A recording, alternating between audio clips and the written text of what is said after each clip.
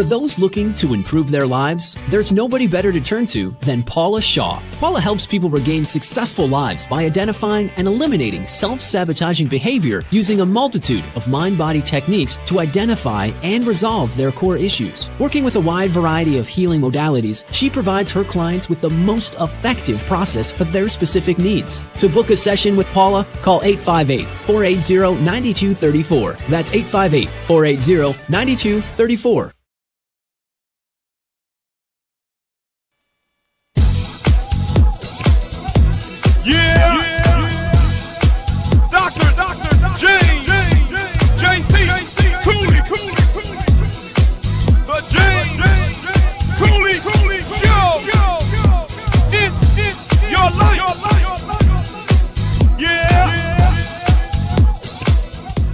The James Cooley Show, It's Your Life, can be heard every Sunday at 9 p.m. right here on The Answer San Diego. Life is full of circles, cycles, phases, and stages. It's your choice to ignore or embrace them. Motivational speaker, author, military veteran, and founder of the J.C. Cooley Foundation, James Cooley and his guest will inspire and equip you to strive for your own greatness and overcome adversities. Listen to The James Cooley Show, It's Your Life, every Sunday at 9 p.m. right here on The Answer San Diego. The James Cooley Show, It's Your Life, can be heard every Sunday at 6 p.m. right here on The Answer. Life is full of circles, cycles, phases, and stages. It's your choice to ignore or embrace them. Motivational speaker, author, military veteran, and founder of the J.C. Cooley Foundation, James Cooley and his guest will inspire and equip you to strive for your own greatness and overcome adversities. Listen to The James Cooley Show, It's Your Life, every Sunday at 6 p.m. right here on The Answer.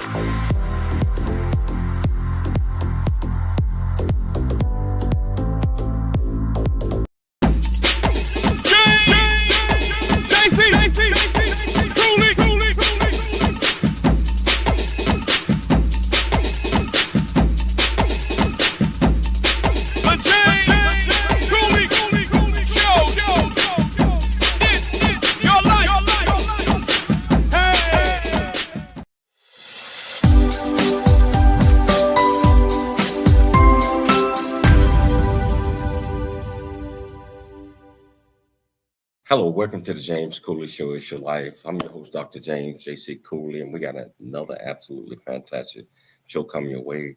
We got, my guest, co-host on the show today, and it's a loss, experiencing a loss of someone is so painful, and it's so, I guess, sometimes we don't know how to be honest with ourselves when it comes to certain losses, and but it takes time for us to try to figure that out and have loved ones and friends and families to help us cope with whatever issues or concerns or problems that we might have. I can tell you right now, I got one of the best in the business, in the grief business, on the show today. I mean, she is so wonderful. I've been knowing her for a long, long time, and even grief specialists and sometimes suffer losses. And so we're gonna have her on the show to talk about the loss that she just experienced, and also how you have to be honest with yourself and coping with this. How you doing, Michelle? How you doing? Yes, I'm doing good, James. Doing good. And yes, honest talk about loss. Loss can mean anything. It can mean death. It can mean a divorce. Just anything that's traumatic during the holidays. But we're going to have our guests talk about this, and I am ready to introduce her. Wow, I am so excited to have her on. I mean, I've been on her show many, many times. She is the one that brought me into business, and such a wonderful, wonderful friend, dear friend. And not just that, but she just means so much to both of us, Michelle. You already know that. So, Yes. Can you please introduce the title of the show, the purpose of the show, and introduce this absolutely fantastic guest?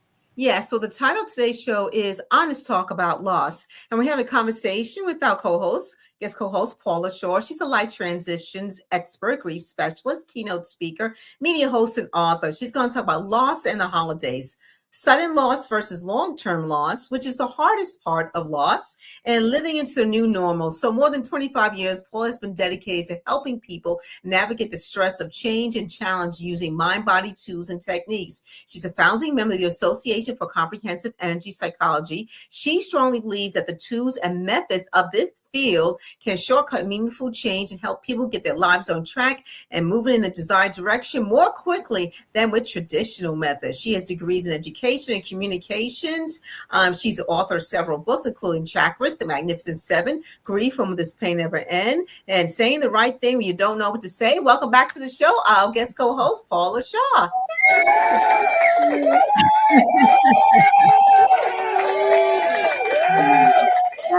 I love that, JC. How you doing, Paula? Definitely makes a girl feel welcome. You know what, Paula, been missing you off there. On there with us. I think it's been almost a month now. Mm-hmm. And I'm just so happy to have you back here. I know our viewers and our listeners are so happy to have you back here. And you just suffered a loss. Yes, and that loss, and I know you. I talk to you all the time, and I talk about your father. First of all, Jill and I want to give you our condolences and always let you know that we're here for you. Thank you. So, just going to start off straight up, Paul. Can you tell our viewers and listeners, they already know who you are. When you are helping so many people out and putting their lives back together from a loss, just like Michelle said, not just a loss of a parent, a daughter, a son, a friend, but a loss of anything. When it affect you, how did you handle that initially? Ooh, that's a great question, JC. Because I know you're referring to the loss of my dad, who passed away 3 days before his 99th birthday. So obviously I've had him in my life a long, long time. And my mom married him on her 18th birthday. So she never knew a day of adult life that she wasn't his wife. And so a big part of what I have been dealing with and trying to work with is her loss as well, and helping her, because they were living independently, and now she's alone. And that's a huge transition. I think she's told me that more than anything, the loneliness is the hard part for her, and what she fears is going to be the ongoing hardest part. But I will tell you, I often say to my clients, if you have the luxury of knowing the loss is coming, which we don't always, right? Like just today, the team, along with this loss of my dad, I had to move. And moving is a huge loss on so many levels. Not only are you losing your familiar place, but you're losing the familiar places you go to eat and to shop. And, there's so much loss of just the way your things surrounded you in the place that you lived. And not to mention all the stress and the energy drain of the packing. And I think one of the things that's really hit me the most is, I think people forget this, and I think we've mentioned it on this show, but grief is an energy drain extraordinaire. It just wipes you out.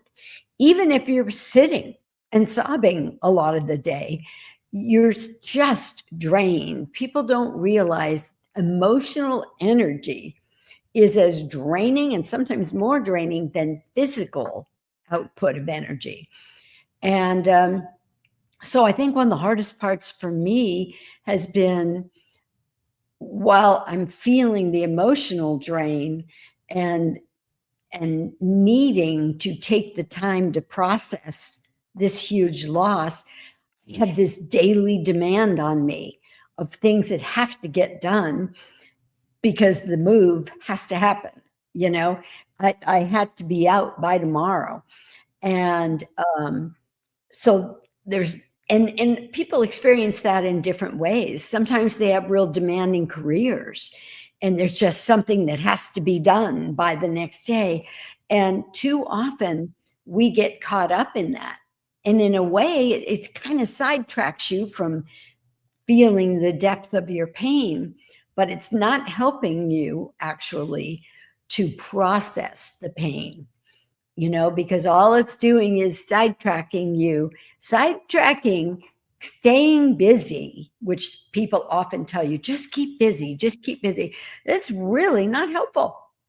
It sidetracks you. It deters you from dealing with the pain for a while. But the pain it's always there waiting for you. The minute you still. I'm sorry. No.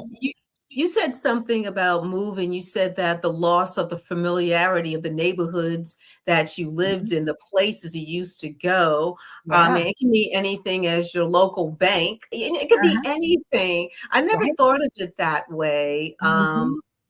So I know you mentioned that keeping busy. Sometimes you have to get the energy up to do. Just it's like planning a service or funeral.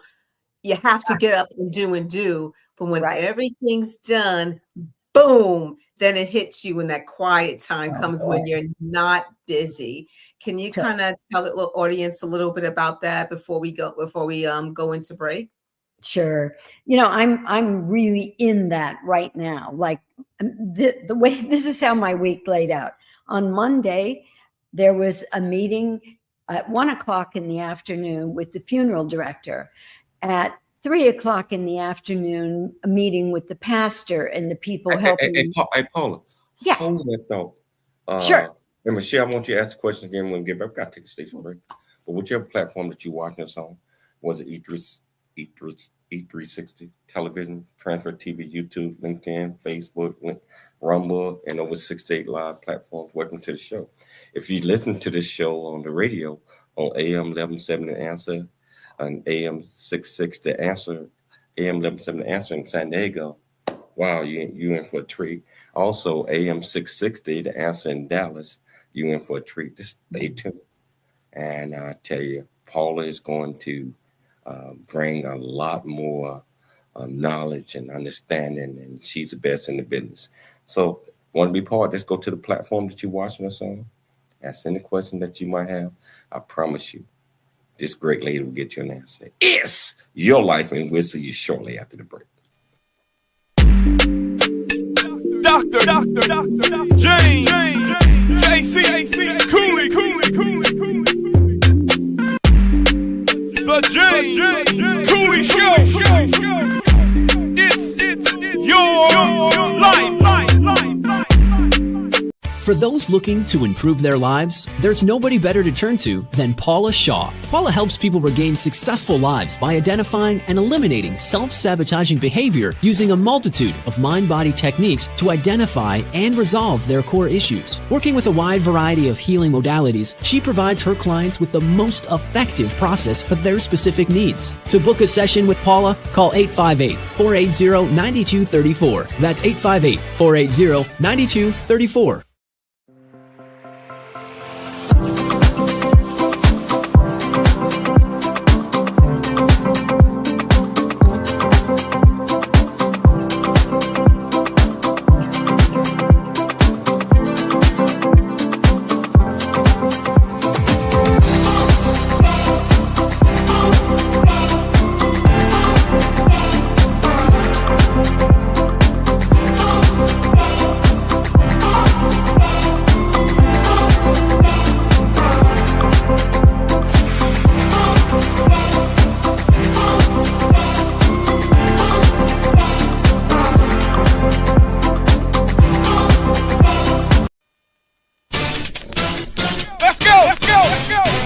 It's the James Cooley Show. It's your life.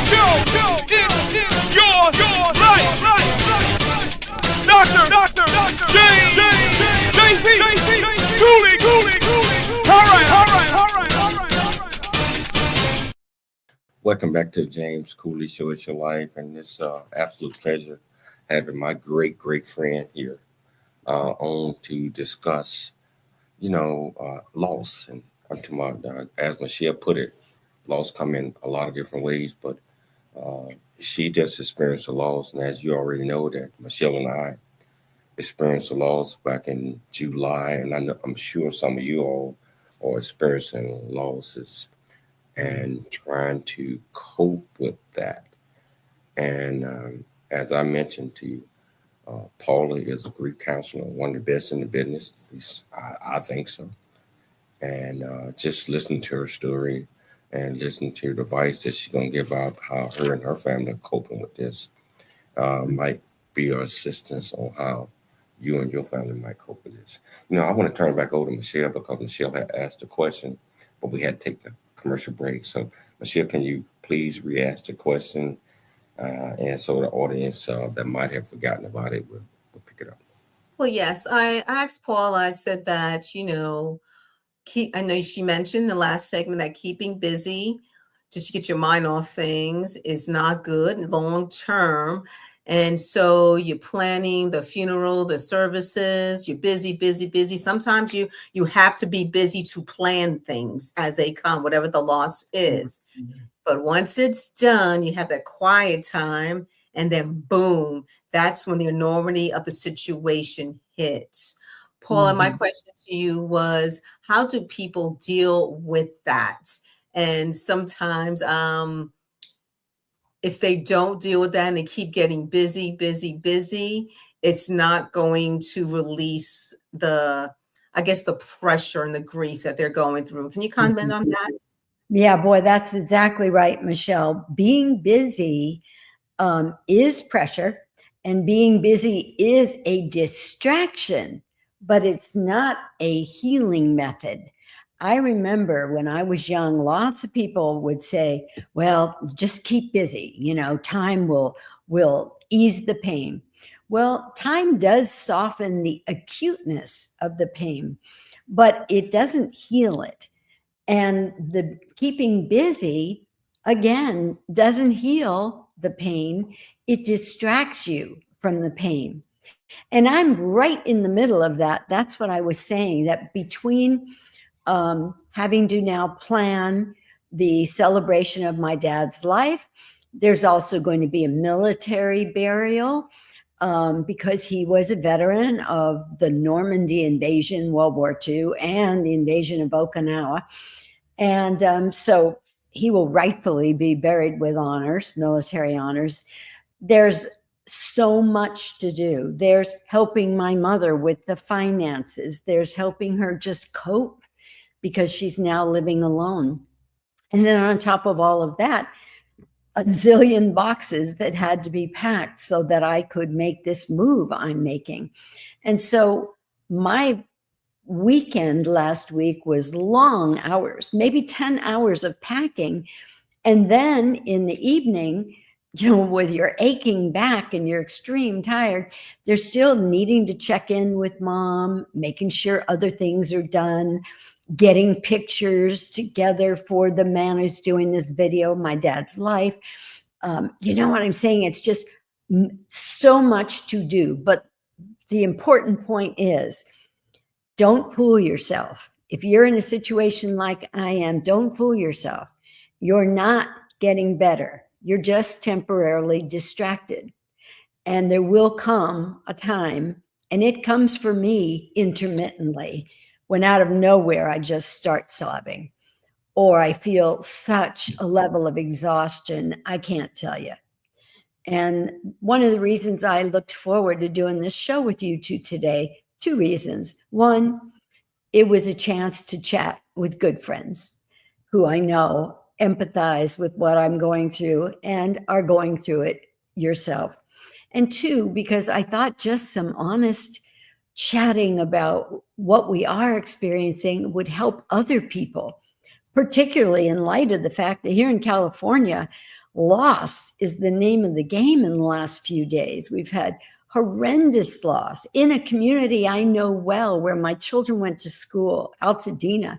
Homes burned to the ground, their school burned to the ground. So much loss going on. So I feel like we're doing a service today to share these thoughts with our listeners, because not everybody knows what to do when they're dealing with loss. I think it's shock. Some people are in shock, like, I can't believe this happened, but this happened. And sometimes, you go to sleep and you're thinking it was a bad dream, but right. It isn't a bad dream. It is reality. And it's like, you're confused because you don't know what to do or where to start. And you mentioned the fires in California. It's so hard. People losing their homes and people losing lives too. But it's like, okay, especially if you lose your home in a fire, all those mementos, those memories gone, especially where you grew up, you raised your family. It's like, I guess the question is, how important is it to face reality about what has happened? Yeah. I mean, not that you're denying it happened, because it's happened, regardless of what the loss is. But how important is it to face reality, even though you're still in shock? Yeah. Michelle, I haven't shared this with anybody, but the moment that we found out that my dad had passed away, my brother and my mom and I had been with him all afternoon at the hospital. And when we left the hospital, we had to go, and we had been arranging a place for him to go for hospice. We knew it was coming. Yes. But we were hopeful that we had at least another week, and hopeful he'd make it to his 99th birthday. And so we were feeling good about that. But then we had to go to a meeting with a funeral director to talk about what about when the end finally comes.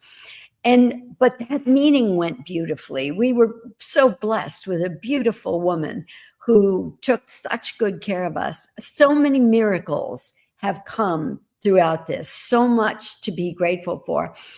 But we literally had gone to a restaurant, had just ordered, and all of us hadn't eaten all day. And my brother got the call. And in that moment, he looked at us and said, "He's gone." And we just sat there. Nobody knew what to say. Nobody knew what to do. We just looked at each other, and it was as much a state of shock, I think, as you can imagine. We were frozen. We were like just frozen emotionally, frozen physically, frozen in time. And I will never forget that moment, and thank God I was with my brother and my mom, because we could comfort each other. And my brother just looked at us and said, "No matter what has happened, we still have to go on, and we need to eat something." And somehow we did. We ate the food, even though we were all in this incredible state of shock. Then we went home and talked about, okay, what happens now, and cried together and, did the things you expect. But boy, in that moment of shock, you don't know what you're going to do. Some people start screaming. I know of men who have literally just gone to their knees, gone to the floor in that moment of shock. So there is no right or wrong. You don't even get to choose. It's just whatever happens in your mind. You're right about that, Paula. It's that moment, initial moment, is we don't know how. Even you in the profession, and I'm in kind of sort of in the profession. I was that guy. That 6 months ago when I got the call, I fell to the floor and I felt paralyzed. Couldn't even move. Wow. I mean, you and I talked about that. Yes. And yes. But for our viewers and listeners out there that has experienced this or experiencing things like this, I think you sharing what you're sharing is so beneficial to them. It will be, even when you're grieving yourself, because the feeling, the emotions, and all of that, it shows. And but just like what you said about not eating at that time, we still got to eat. And at that time, you have to eat. You might not want to eat, but you have to eat. And then reason and go back and talk about it. So how was going back after you guys finished eating and talking to your brother and your mother? Did he lead the conversation or did you lead the conversation? I think that's a very good question, JC. I think we once we left and we went home, we the first thing we had to figure out was, how were we going to tell the others? And I don't know who told you, but boy, it's not a wonderful job to be the one that has to share with other people that someone they love is gone. And and my heart breaks when I heard, how it impacted you. And yet I'm not surprised, because you are, even though you're a big guy and you're a very strong guy, you're a loving guy. You lead with your heart. And that's the thing. That's the way my family is too. We are heart people. And that is something that we really got from Dad. One of the things I did a few days after I found out what had happened to my dad, I shared with my Rotary group in an inspiration that being in the hospital with my dad for those 2 weeks was a masterclass in how to live a beautiful, meaningful life. And what I saw my dad did with everybody that took care of him, he thanked them. He treated them kindly. He was grateful. And I think what my dad always did in life, looking back, he led with kindness and appreciation, and then followed with love and laughter. And he blessed us with those gifts. He blessed us with that model, so to speak. And that's what we did that day. You know, my brother and my mother and I were just kind and gentle with each other. We tried to talk about what do we do next? Who do we tell? And obviously I thought I was going home that night, but I stayed with my mom because there was no way that I was going to leave her alone after that. And I ended up there for many days, just loving each other, being kind to each other, supporting each other, and allowing an opening for the other person to express whatever they were feeling and feel what they were feeling. You know, if the tears are coming, don't push them down. If Hold there's hold that thought with the Sure. tears are coming, because that's so important. But we got to take a station break. We're gonna take Absolutely. a station break. We're going to come back and we're going to talk about the tears are coming. Because it's if the tears do not come, that means it's going to be locked up on the inside. And I tell you, we're going to take a station break. You want to be part of the conversation, just go to the platform that you're watching us on, ask any questions that you might have. I promise you we'll get you an answer. It's your life, and we'll see you shortly after the break. In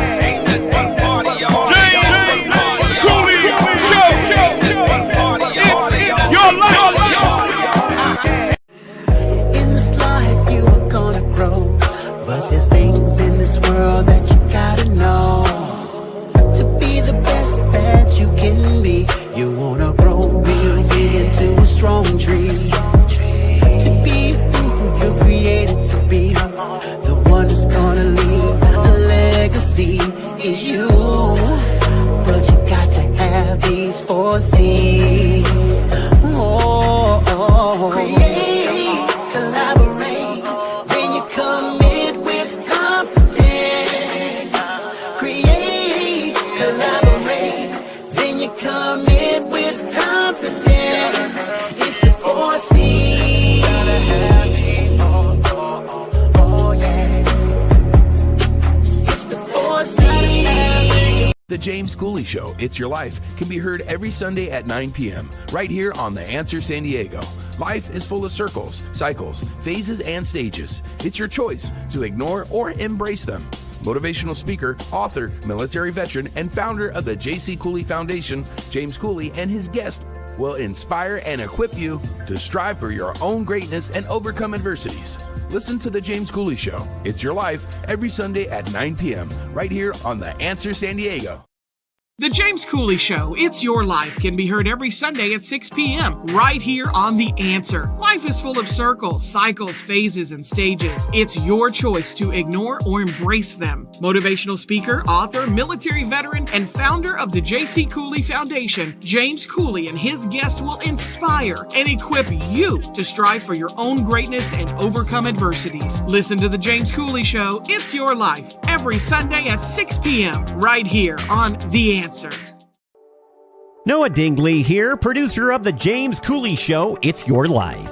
And the new audio version of James' book, Country Boy, City Boy, A Journey That Ain't Over Yet, is a must-have. James shares his true life story of struggle and success in America.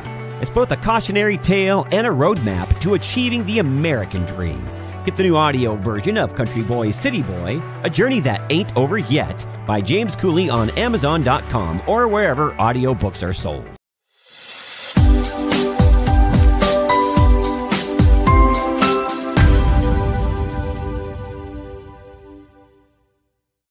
Hello, welcome back to the James Cooley Show, It's Your Life. And normally Paula is with me on Thursday,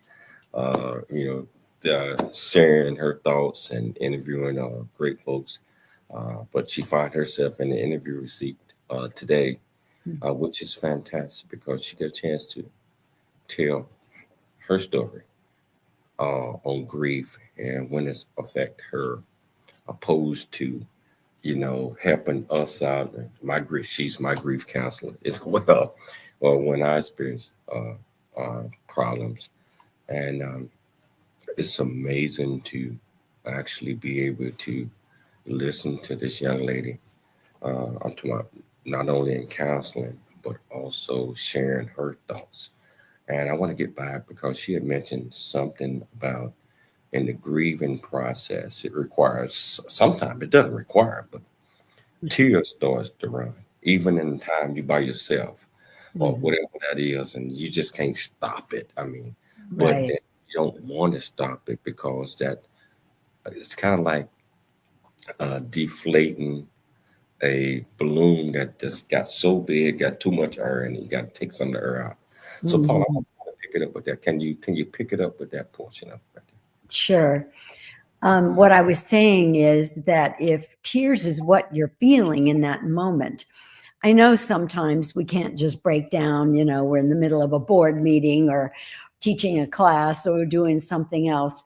But as much as possible, if you can allow yourself to express what you're feeling when you're feeling it, that is really important, because grief is one of those experiences that the only way out is through.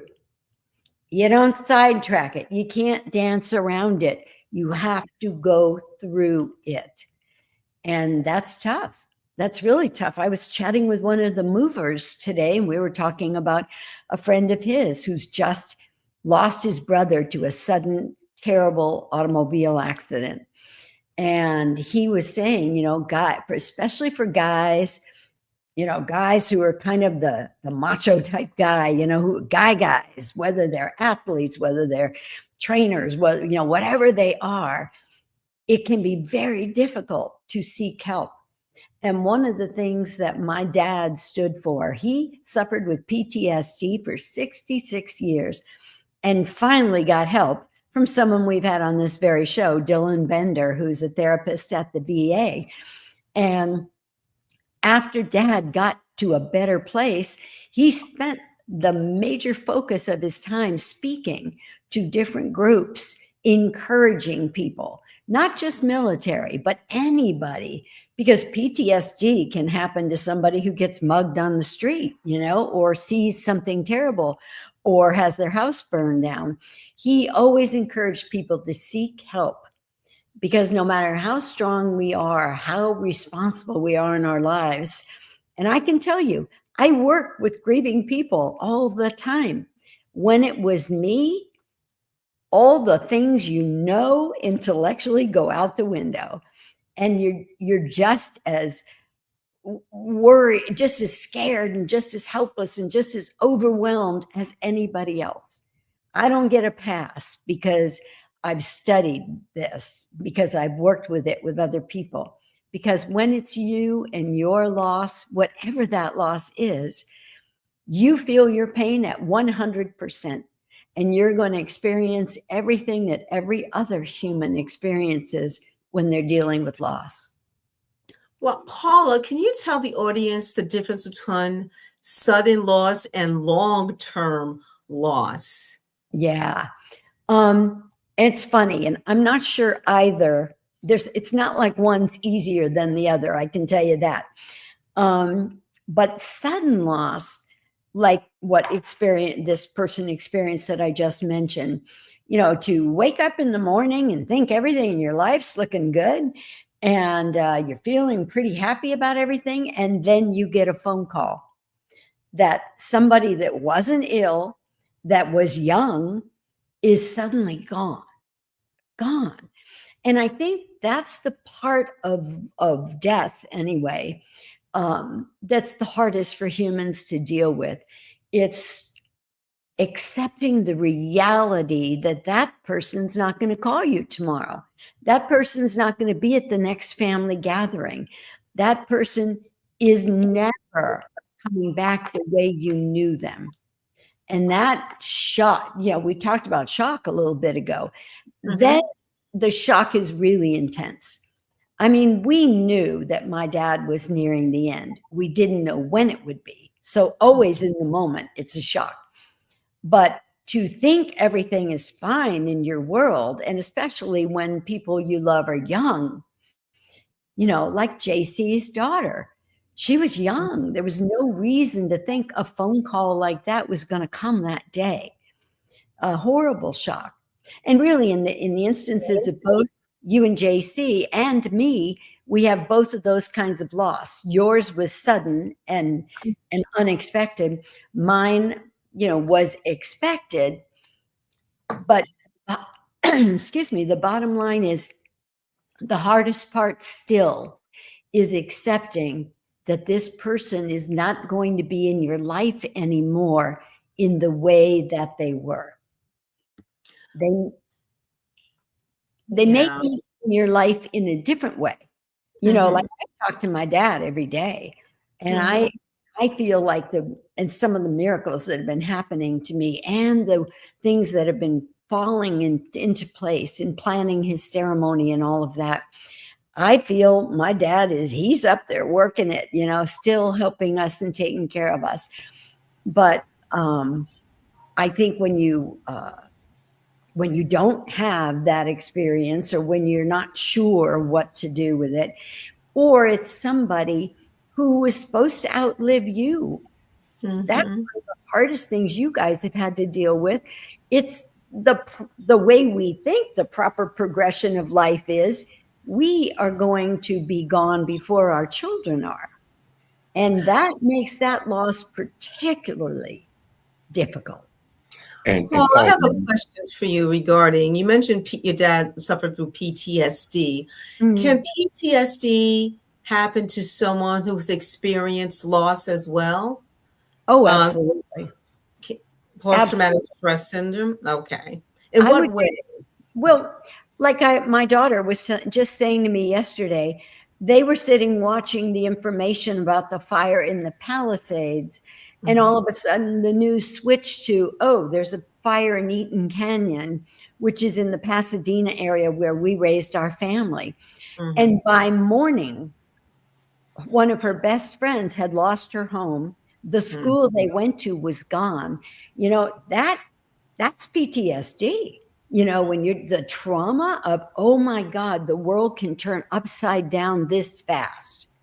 And that's one of the things I always end up working with people when they come in for help. It sort of builds this trepidation, this angst, anxiety, this fear in you that, oh my God, if that could happen like that, what's coming next? What else could happen? Well, funny you mentioned, you talked about the fire and up there, and Michelle and I, we have a home in Temecula. Yeah. And I've been getting phone calls all day and all that. It's still got a little while to go before it get to us there, but not much. And so you mentioned PTSD, you mentioned all of these things, and you mentioned concern, where you got all of this going on at one time. And Michelle, you mentioned PTSD, doing loss. It affects us in so many different type of ways. Yes. I was diagnosed with PTSD, but it's just being able to cope with things, and just like what you're doing, not just coping. When I get back, we're going to take a station break. I want to talk about, you wrote a book that I read all the time, Paula. Not knowing what to say. I'm talking, a lot of people, they say crazy stuff because they think that's going to help us out. Yes. And when we have losses, I want to talk about that a little bit when we get back, because this could help a lot of folks out there. And I'm sure folks have came up to you, didn't know what to say, and they said something that they thought they was bringing you up, but it probably stagnated you a little bit. But since you wrote the book, you already know these things. And so I tell you, we're going to take a station break, and we're going to come back and continue to have this discussion with this absolutely wonderful friend of mine, Paula Shaw.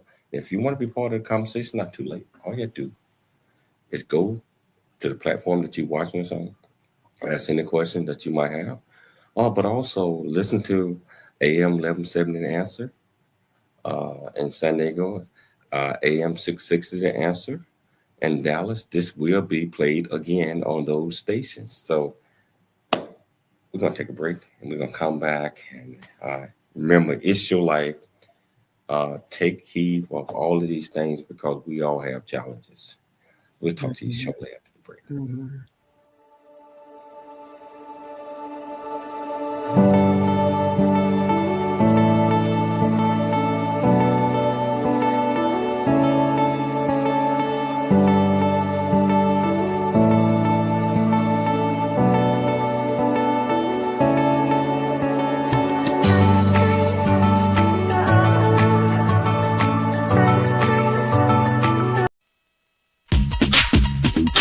The James Cooley Show.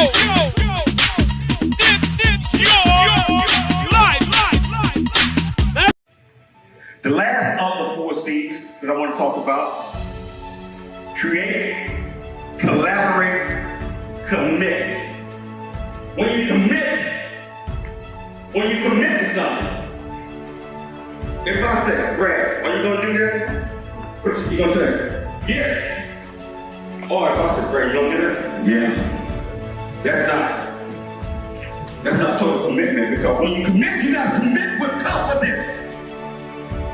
Confidence that you can do it. Confidence that you can grow this program. Confidence that we can save lives. Confidence that we can create opportunities to make our communities, make people's lives that's coming back in the system, to make lives that are people that are in high school and in the communities and juvenile and this. We got to educate them, because the main thing that we want to build out of all of this with opportunities, we utilize the 4 C's: create, collaborate, commit. With what? Commit with what? Commit with what? And everything that you do is all about committing with confidence. For those looking to improve their lives, there's nobody better to turn to than Paula Shaw. Paula helps people regain successful lives by identifying and eliminating self-sabotaging behavior using a multitude of mind-body techniques to identify and resolve their core issues. Working with a wide variety of healing modalities, she provides her clients with the most effective process for their specific needs. To book a session with Paula, call 858-480-9234. That's 858-480-9234.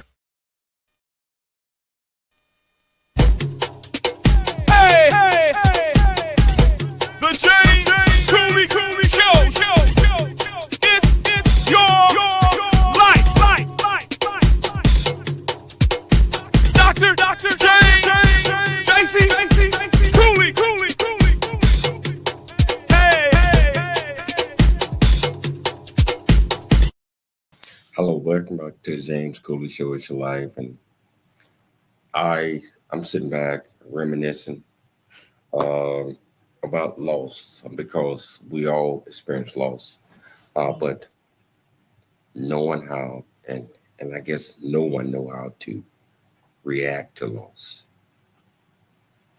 But this young lady right here wrote a book.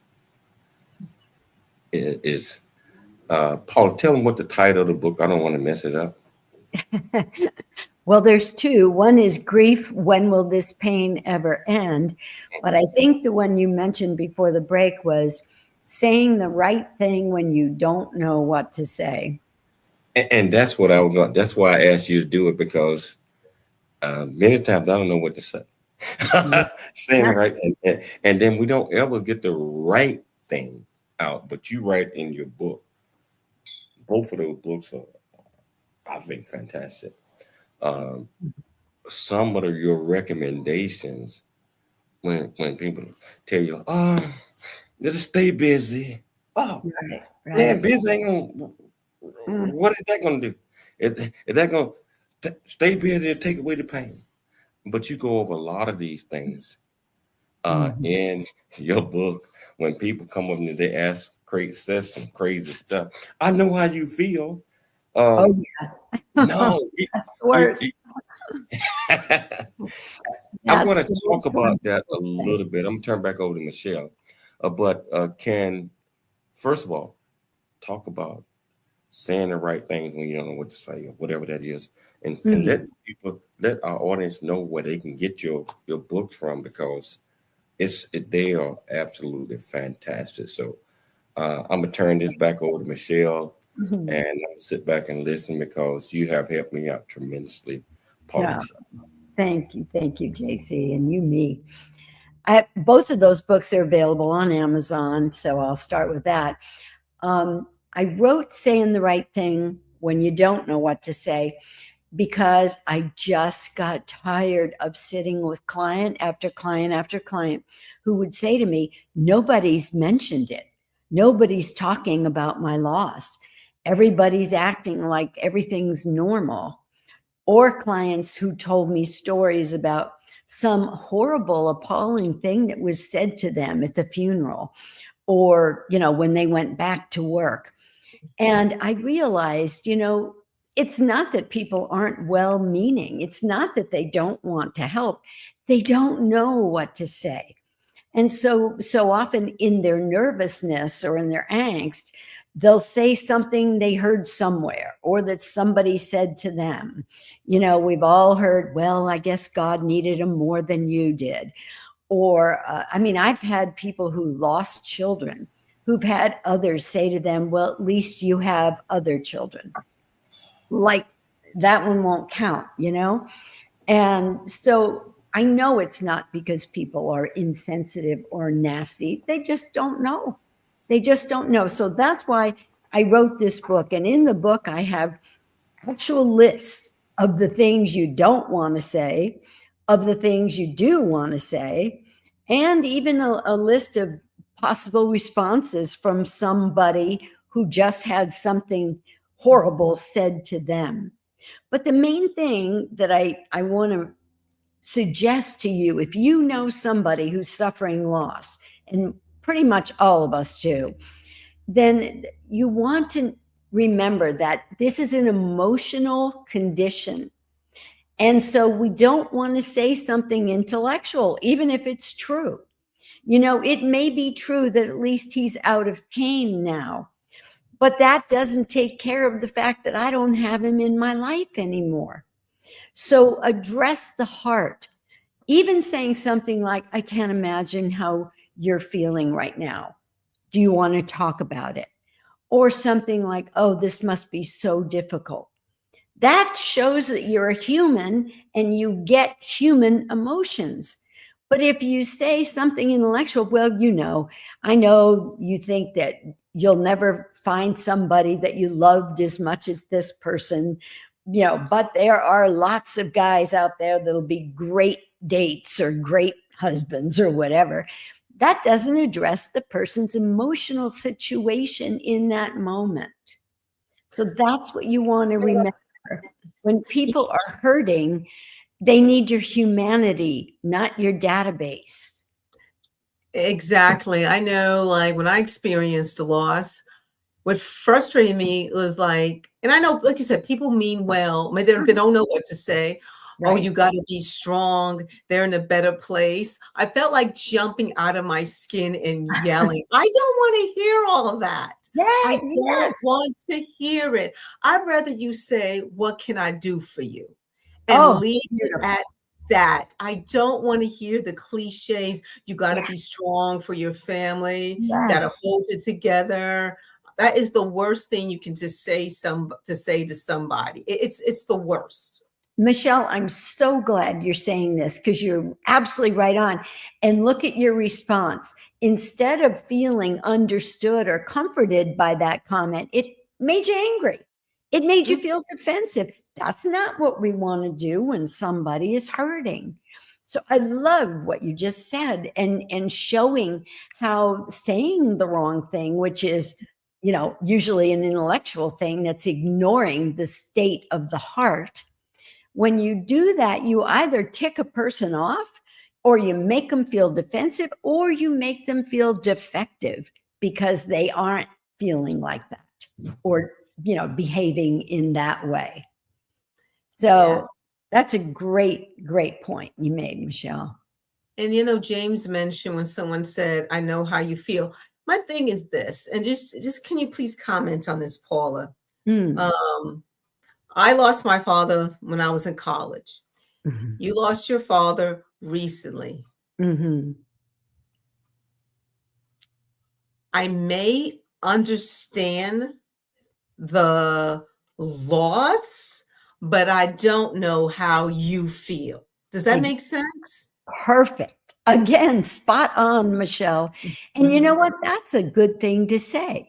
You could say to somebody something like, I have suffered the same loss, so I don't know exactly what you're feeling right now. I know what happened to me. Mm-hmm. That's a legitimate, and that makes the person feel like they're not alone, but you're not saying something like, I know how you feel, because when you say that, everything in the person now screams, no, you don't. No, you don't. You have no idea how I'm feeling right now. And that isn't a helpful conversation. We don't want to put somebody on the defensive. We want them to feel embraced and comforted and supported by the things we say to them. Especially when they start talking about their pain, the things they went through. It's like, wow, are you that insensitive? Now, sometimes people are uncomfortable. Sometimes people are uncomfortable, but I don't want to hear about your pain when I'm going through my own pain. I'm sorry, it sounds horrible, but it's honest talk. I don't want to hear about your pain. I got to deal with mine. And some people talk about their pain. It's like, oh my gosh, get out. Yes. Again, it's not helpful. It's not healing. And I love that what you just said again, Michelle, because one of the notes I had is that one of the most important things we can do when we are grieving is be authentic. If you don't feel like the life of the party, say that. Don't go to the party. You don't have to. Be authentic, feel your real feelings. And when it's safe to do so, express them. And that is the best thing you can do to go through the journey to get to the other side and actually experience some healing. Like we have a friend whose wife lost her sister recently, and they were invited to a holiday party, but she wasn't in the mood, but they didn't go. My thing is, if you experience a loss, a holiday party, first for me, it's not going to cheer me up. Right. I'm not saying I want to be home and in bed, or crawled up in the closet. I just don't want to be around people. And stop trying to make people do stuff that they're not ready to do because you think they should do this. Absolutely. And we just went through the holidays. So we know, and I know that when you're not feeling those cheerful, happy, wonderful feelings, then being around others who are can really be isolating. It can really make you feel a lot worse. So don't put yourself in that situation. It's okay to say, no, I'm sorry, I don't have the bandwidth for that this year. And don't. We're down to the last minute of the show. I'm welcoming you back. If you're ready, we miss you. Network miss you. And this is a journey that all of us are with you on this one. So if you need anything from me, Michelle, we're here. We love you. We love you so much. I want to thank you so much for taking the time to come on the show today. I want to thank Michelle for putting together another absolutely fantastic show. I want to thank our viewers and listeners for always tuning in to the James Cooley Show Monday through Friday at 2 p.m. Pacific Standard Time, 4 p.m. Central Standard Time. You can also hear us on the radio every Sunday on AM 1170 Answer, FM 96.1 The Answer at 9 p.m. Pacific Standard Time. In Dallas, you can hear us on the radio every Sunday at 6 p.m. Central Standard Time on K-Sky, AM 660. Always, always dream big, think big, and be big at everything you do. We'll be back tomorrow, same time, same place. It's your life when we see you then.